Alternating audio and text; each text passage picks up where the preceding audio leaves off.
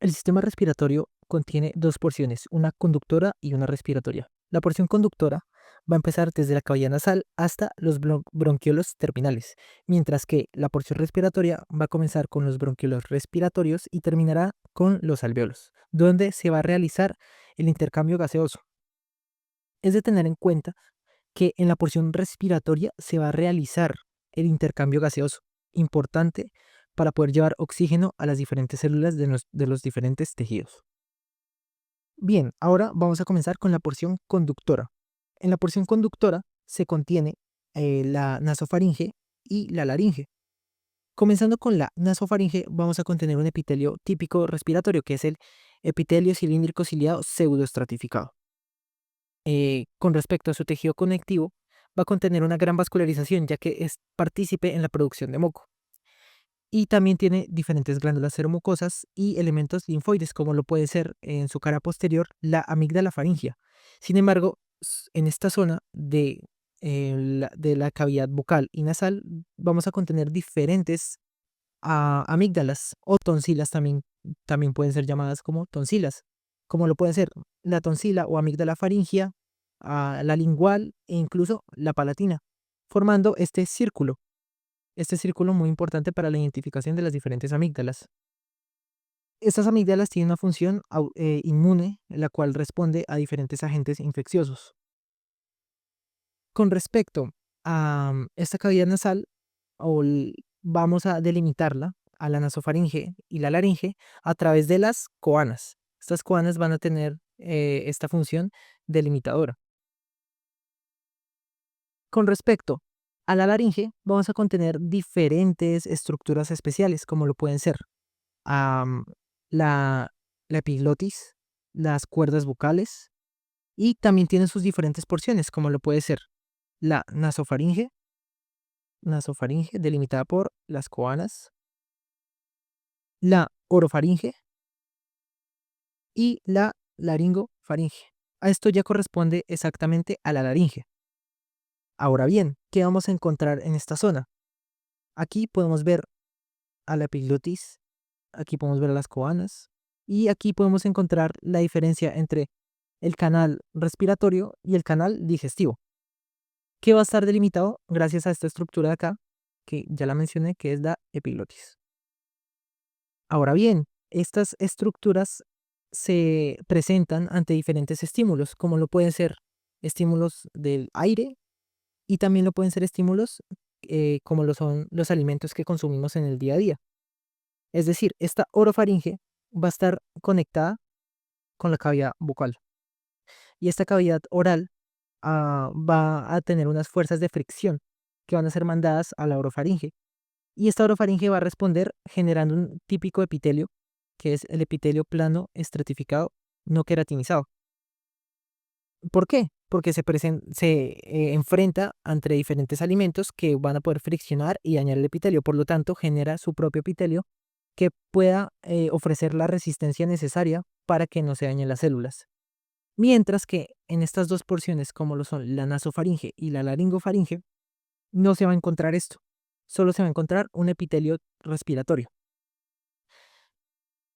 La laringe normalmente, como pueden ver, tiene un epitelio respiratorio.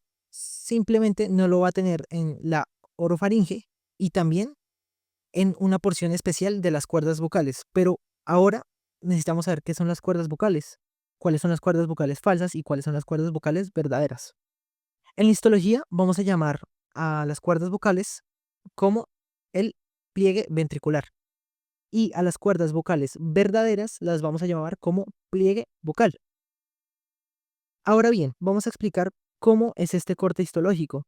Nosotros lo que vamos a hacer es vamos a hacer un corte coronal a este nivel y vamos a obtener esta visión en la que contenemos a la epiglotis y tenemos a las cuerdas vocales. Cuerdas vocales acompañadas por los músculos vocales. Ahora bien, nosotros vamos a realizar la tensión y vamos a obtener lo siguiente.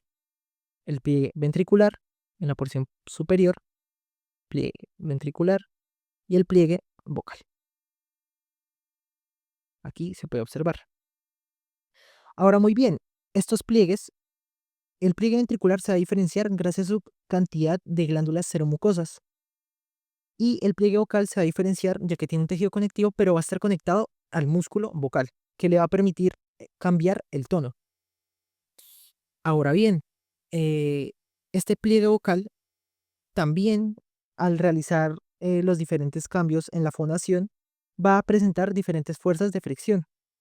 Por lo tanto, también va a necesitar un epitelio plano estratificado no queratinizado para resistir estos estímulos.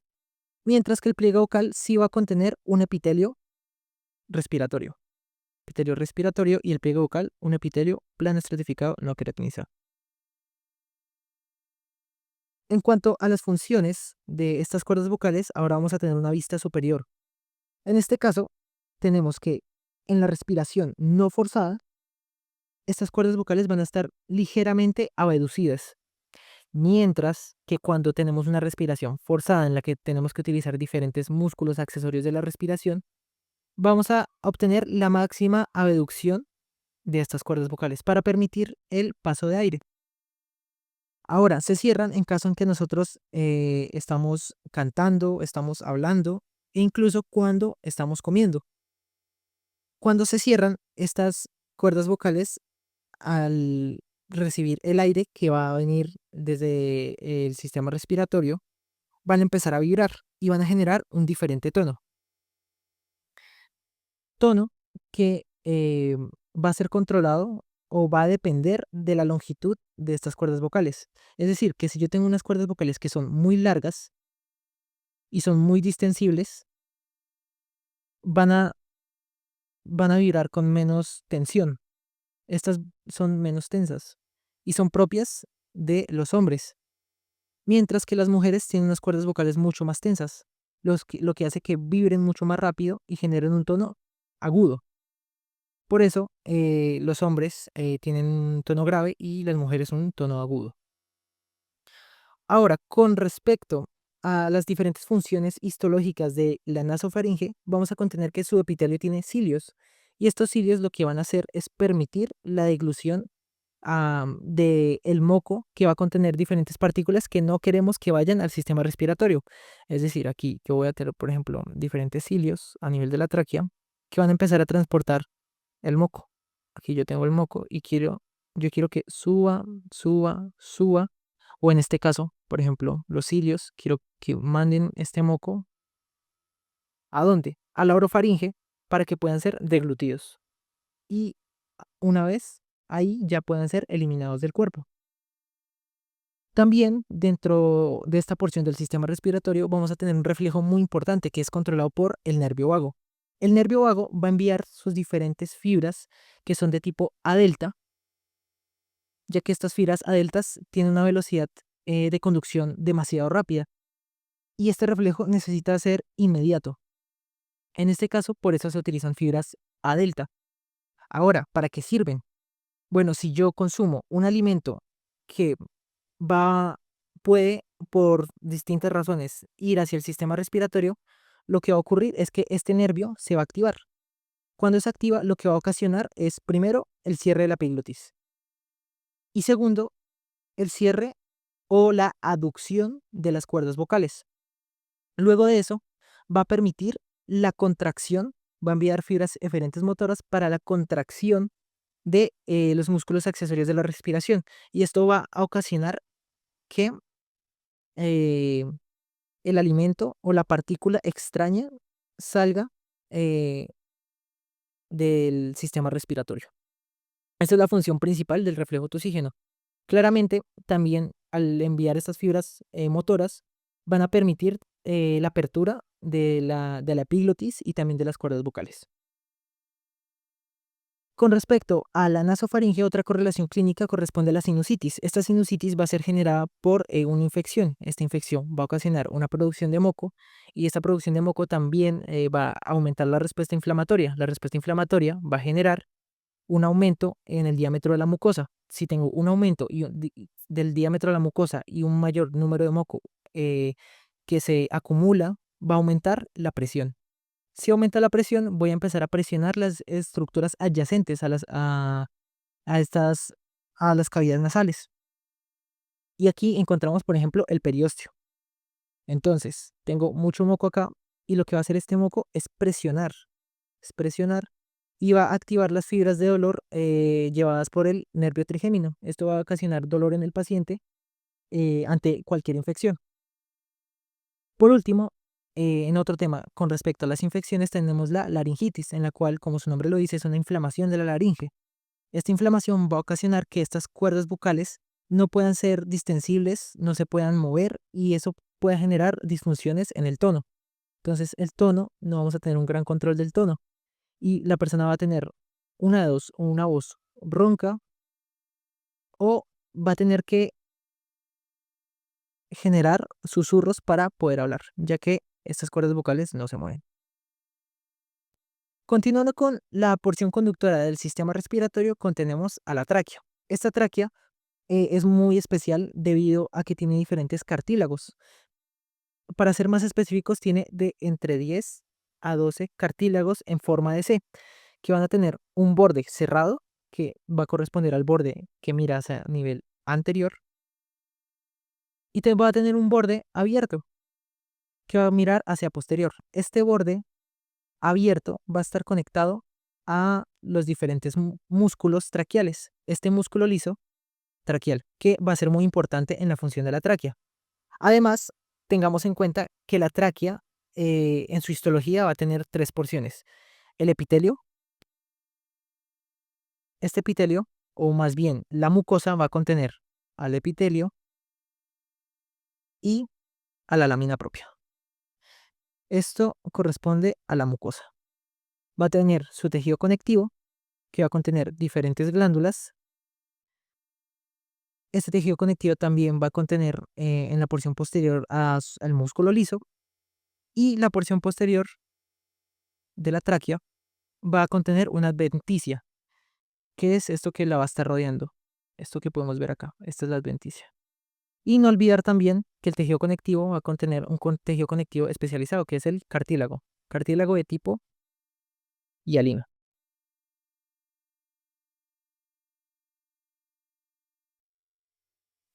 Ahora bien, con respecto a la función de la tráquea, vamos a obtener que su función principal es permitir el paso de aire. Pero ¿cómo va a hacer esto? Bueno, su tejido conectivo va a contener unas fibras o una membrana fibroelástica que va a conectar cartílago y cartílago. Aquí vemos el cartílago y abajo la membrana fibroelástica. ¿Para qué necesito esta membrana fibroelástica?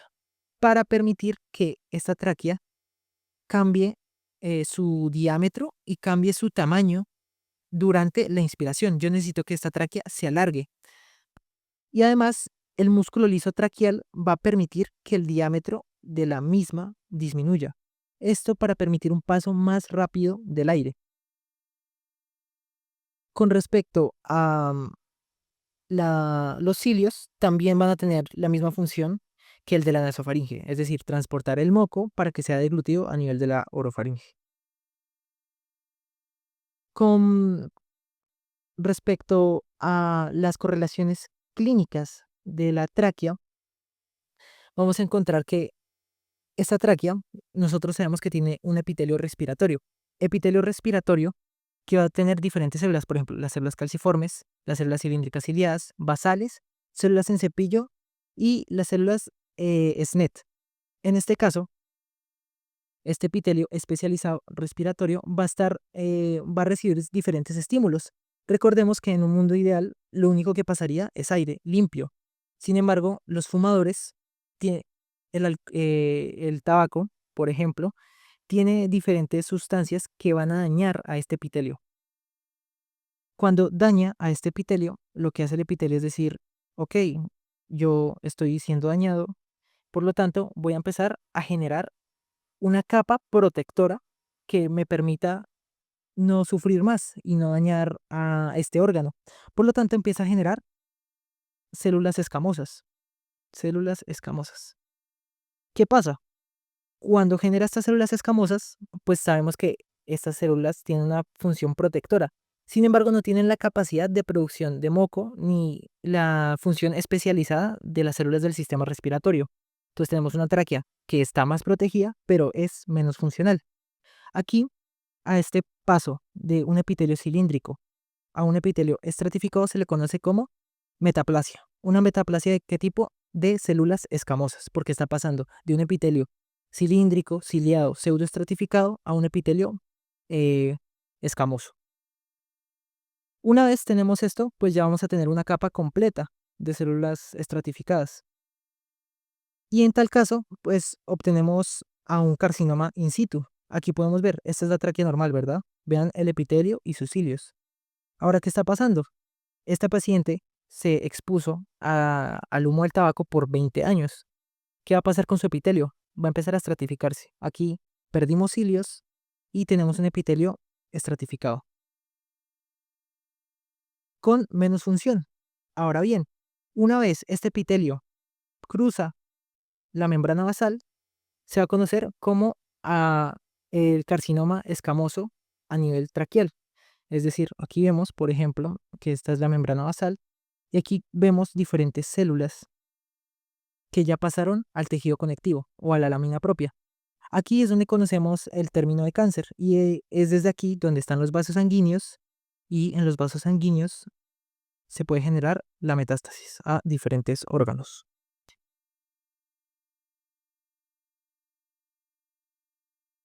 Con respecto al epitelio respiratorio, vamos a contener las diferentes células. En mayor proporción van a estar las células calciformes. Entonces aquí encontramos las diferentes células calciformes que van a contener diferentes gránulos de mucígeno. Ahora, estas van a corresponder al 30% de la población total. Siguiente, vamos a tener a las células ciliadas que, como su nombre lo dice y ya hemos hablado, tienen una función de transporte. Finalmente, también vamos a tener unas células basales. Recordemos que cualquier célula basal va, va a ser una célula madre que va a permitir su división y va a restaurar a este epitelio. Entonces tiene la función de sustituir a las diferentes células del epitelio respiratorio. Estas células basales también van a corresponder hasta un 30% de la población total. Finalmente vamos a tener las células en cepillo que realmente no se conoce una función exacta de estas células. Sin embargo, diferentes investigaciones han demostrado que tienen un papel de quimiorreceptor y van a tener diferentes conexiones nerviosas. Por último, tenemos las células del sistema neuroendocrino difuso, que son las mismas células SNET o por sus siglas en inglés DNES. Ahora muy bien, estas células, ¿qué van a hacer? Realmente son células que sensan el cambio entre dióxido de carbono y oxígeno. Es decir, que si saben que hay muy poco oxígeno, van a empezar a señalizar. ¿Por qué? Porque estas células van a estar conectadas a diferentes terminaciones nerviosas. Una vez sensan esto, van a enviar las señales a los diferentes centros de respiración, como lo puede ser el apnéusico o el neumotáxico. Estos centros de respiración van a señalizar a los diferentes músculos accesorios de la respiración para para aumentar su contracción y de esta manera disminuir la hipoxia, como permitiendo la entrada de oxígeno. Y no solo va a hacer esto, sino que su función principal es mandar diferentes sustancias farmacológicas como lo pueden ser aminas, polipéptidos, la acetilcolina, también la serotonina, incluso el trifosfato de adenosina. ¿A dónde lo va a mandar? A la lámina propia y a las diferentes glándulas que se encuentran a este nivel. Una vez hace esto, se va a generar las condiciones necesarias para disminuir esta hipoxia. Entonces va a tener una función que va a ejercer a nivel local, va a mandar diferentes sustancias para que actúen a nivel local y también va a actuar a nivel difuso, ya que va a ir al sistema nervioso central. Por último, en esta porción también vamos a contener lo que corresponde a los bronquios. Una vez tenemos aquí a la tráquea, se va a dividir en dos bronquios primarios, uno derecho y uno izquierdo. Aquí vamos a encontrar que va a contener un epitelio cilíndrico, ciliar pseudoestratificado, el mismo epitelio respiratorio de siempre. Y también va a ser muy parecido a la tráquea, es decir, sus anillos también van a ser en forma de C y va a tener el cartílago hialino. También tiene el músculo traqueal que va a permitir su contracción para disminuir el diámetro o aumentarlo. La función de estos bronquios primarios es, primero, mantener cerradas o abiertas las vías respiratorias, lo que va a regular el flujo de aire. Y el cartílago en C y las fibras elásticas permiten que los bronquios mantengan su rigidez, pero sean flexibles. Porque yo no necesito que sea como una aorta, necesito que el aire siga recto y pase rápido, por eso también necesita tener cierta firmeza. Luego de esto, los bronquios primarios van a atravesar el hilio pulmonar. Es decir, que acá tendríamos el hilio pulmonar. Y una vez ocurre esto, se van a dividir. Cuando se dividen, vamos a obtener los bronquios intrapulmonares, que van a ser de dos tipos: los secundarios y luego los terciarios. Con respecto a estos, realmente vamos a obtener que sí tiene un epitelio muy similar al de los bronquios primarios, pero lo que va a pasar con el epitelio es que va a empezar a disminuir su tamaño, es decir, que va a pasar de cilíndrico a cúbico, y también las células calciformes van a empezar a disminuir. En este gráfico vamos a ver cómo es el comportamiento del epitelio a medida que vamos bajando en ese sistema respiratorio. Aquí, en la tráquea, vamos a tener un epitelio cilíndrico. A medida que vamos bajando, vean cómo el epitelio va disminuyendo su tamaño. Así consecutivamente, y esto que corresponde aquí de color son células calciformes. Aquí vemos muchas células calciformes. Sin embargo, apenas tenemos los bronquios intrapulmonares. Vean cómo ya se presencia esta ausencia de células calciformes. Aquí también vemos el gráfico, cómo disminuye el número de células calciformes a nivel de los bronquios. También es muy importante tener en cuenta que el cartílago en la tráquea va a ser demasiado, va a ser mucho el cartílago. Sin embargo, también en el músculo, en el bronquio principal o bronquio primario, también vamos a tener mucho cartílago. Sin embargo, este va a empezar a disminuir. Aquí tengo menos cartílago y así sucesivamente. Vean cómo se va perdiendo el cartílago acá. Aquí vemos también la disminución del cartílago hialino. Sin embargo, lo que sí va a aumentar es el músculo liso. En estas porciones vamos a obtener mayor músculo liso. Acá, acá, acá. Y también vamos a mantener unas fibras elásticas en todas las diferentes porciones de esta zona. Este músculo liso que encontramos a nivel de los bronquios primarios se va a encontrar entre la submucosa, aquí encontramos la submucosa, y la lámina propia, que va a corresponder o va a estar atrás del epitelio. Aquí encontramos el músculo liso que va a ser dos fibras que van a ir en sentidos contrarios. Esto así va a permitir la contracción. También podemos encontrar que, sí, aquí podemos encontrar cartílago. Sin embargo, este cartílago no es completo, es decir, no hace un círculo perfecto como lo hace el de la tráquea. Va a haber ciertos parches de cartílago, como pueden ver en estas imágenes. Aquí hay un parche, otro parche, etc. Ahora, en esta zona es muy importante tener en cuenta que sí hay células calciformes y la producción de moco va a disminuir. Sin embargo, en diferentes ocasiones vamos a obtener que esta capa mucosa es sana. Es importante para transportar las diferentes estructuras como les he mencionado antes. En ocasiones va a estar infectada o va a haber diferentes enfermedades que permitan que se acumule este moco. Sin embargo, lo que más importa es tener en cuenta que este moco va a encerrar diferentes partículas. Y estas partículas pueden ser diferentes patógenos. A la vez, estos patógenos van a activar la respuesta inflamatoria. Esta respuesta inflamatoria aumenta el número de moco y ese moco va a empezar a contener a estas partículas. Lo que va a pasar es que van a llegar ciertos neutrófilos o cualquier célula que corresponda al, al sistema inmunitario y va a empezar a atacar a estos patógenos. Cuando el neutrófilo hace esto, va a liberar su contenido citoplasmático y el moco o la flema que se ubica acá va a cambiar su coloración a nivel de tráquea y bronquios. Cuando esto ocurre y la persona empieza a toser para sacar las partículas, pues va a sacar esto que conocemos coloquialmente como la flema, ¿cierto? Pero a esto se le conoce como esputo. Y el esputo puede tener una coloración diferente dependiendo las partículas que estén conectadas con este moco. Primero, normalmente un esputo sano va a corresponder a un esputo transparente, de color hialino.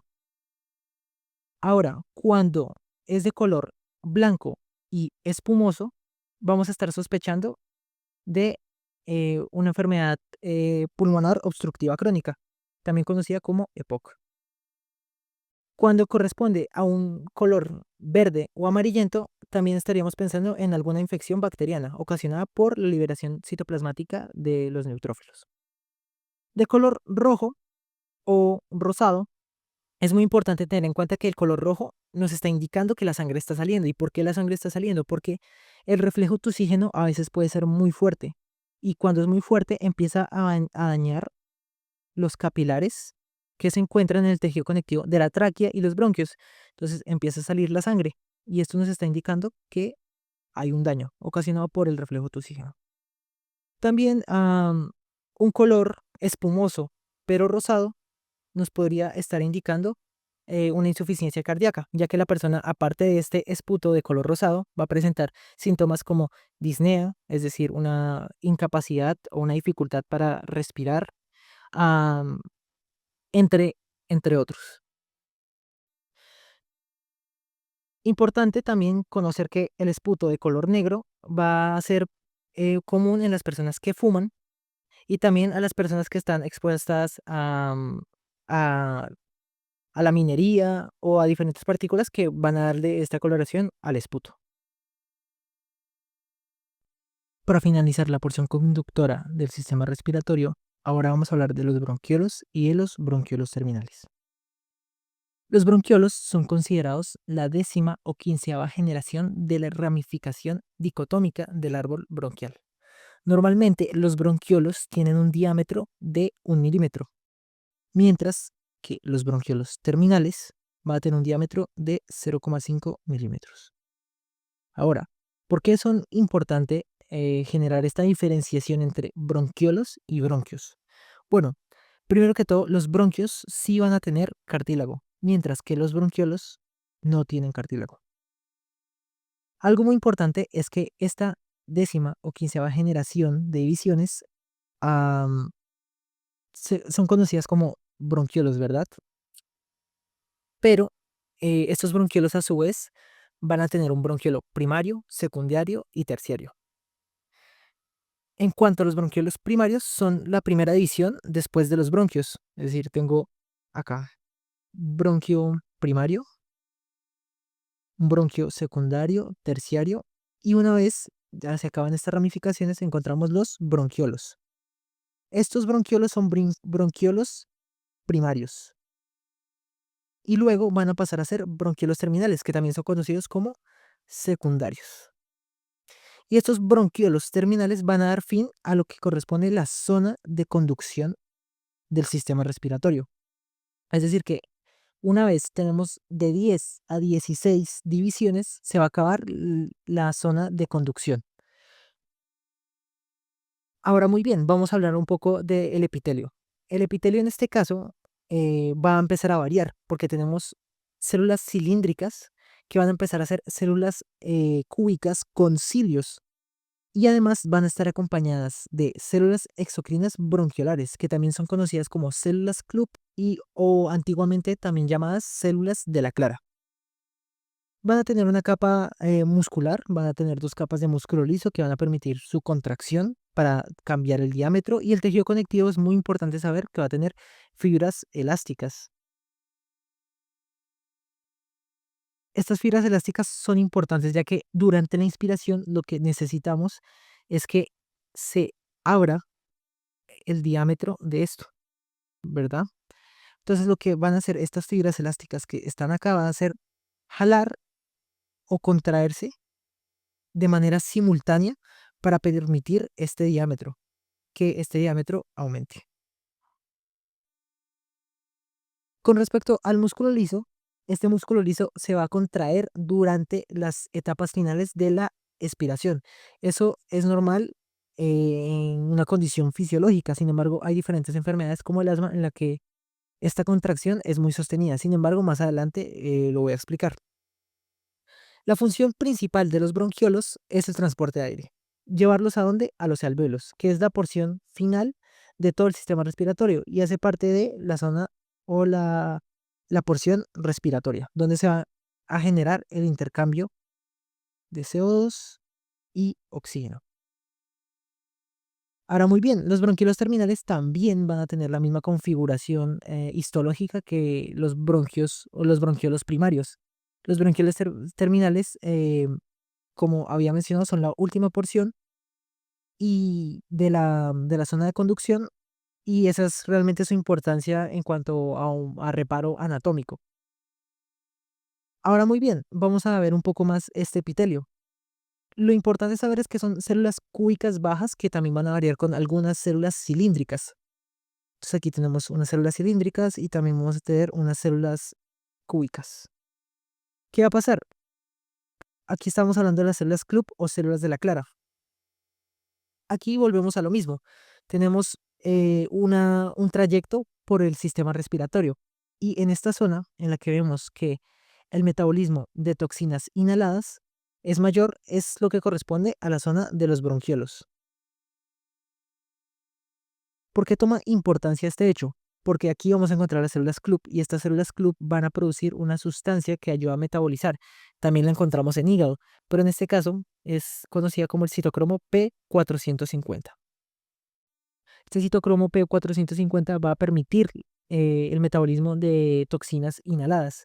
También estas células son importantes ya que se cree que generan un producto o proteína similar al surfactante. Esta proteína también va a ser conocida como la CC16 o factor similar al surfactante.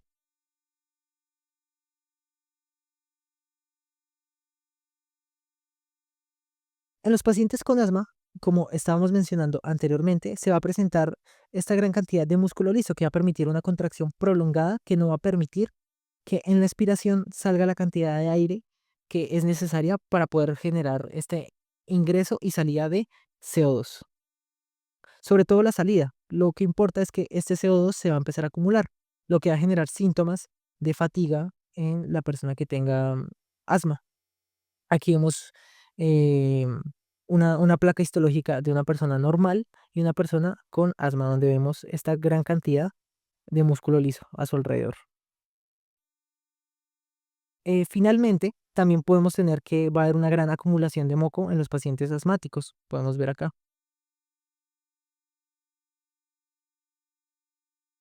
Ahora, muy bien, ¿cómo se trata este asma? Bueno, normalmente a los pacientes utilizan em, agonistas de los receptores beta 2, que son receptores adrenérgicos. Estos receptores adrenérgicos lo que van a permitir es relajar el músculo liso bronquiolar. En este caso, los niños pequeños van a tener asma eh, cuando hay un gran consumo de comida rápida, lo que llamamos comida basura, especialmente comidas ricas en grasas trans, grasas saturadas, glúcidos, azúcares y lo contrario ocurriría si el paciente consume leche, fruta o una dieta rica en vegetales, en huevos y cereales. Esto va a disminuir la incidencia o el riesgo de que esta persona tenga asma. Hay ciertos estudios que han demostrado que hay alimentos que van a disminuir la contracción de este músculo liso bronquiolar. Específicamente los alimentos del sabor amargo. Lo que va a ocasionar estas sustancias es que van a abrir en un 90% el diámetro de este, de este bronquiolo y lo que va a permitir la salida del CO2. Esto es una, digamos que una alternativa para los pacientes asmáticos que tienen problemas respiratorios sin que tengan que recurrir a diferentes fármacos como lo pueden ser esteroides o los agonistas beta 2 que también pueden tener acción sobre otros órganos que también tienen los mismos receptores, como lo puede ser el corazón. En cuanto a otra enfermedad muy común del sistema respiratorio, corresponde a la fibrosis quística. Esta fibrosis quística es caracterizada por la acumulación de moco en los bronquiolos. Normalmente la vamos a ver en niños, ya que antes la expectativa de vida de estas personas era hasta los 40 años y morían simplemente por causas respiratorias, es decir, el aire no podía hacer esto, no podía entrar ni salir, se quedaba aquí estancado. ¿Por qué? Normalmente el epitelio sano va a tener estos canales, que son canales de cloro, permite la salida de cloro y una vez sale cloro, también sale agua. Si sale agua, se forma moco y se vuelve más líquido, no es tan espeso y se puede transportar. Es importante la producción de moco ya que atrapa a las bacterias. Sin embargo, estos pacientes, al sufrir un problema genético en la producción de estos canales llamados CFTR, pues no van a permitir la salida de cloro. Si no hay salida de cloro, pues no va a haber un moco mucho más espeso porque no se está combinando con el agua. Si esto no ocurre, no va a poder ser transportado y se va a empezar a acumular en toda la vía. Aquí vemos cómo se acumula el moco en toda esta vía y no podemos transportar bacterias. Cuando hay una gran acumulación de moco, se va a permitir o es un ambiente especial para que diferentes bacterias, diferentes agentes infecciosos o patógenos, como por ejemplo la Pseudomonas aeruginosa, entre e infecte al paciente. Normalmente, como había dicho, estos pacientes mueren por, por la deficiencia en el intercambio gaseoso. Por lo tanto, es muy importante esta enfermedad a nivel de los bronquiolos. Y esto correspondería a todo con respecto a la porción conductora del sistema respiratorio. En otro video ya hablaré de la porción respiratoria donde sí ocurre el intercambio gaseoso.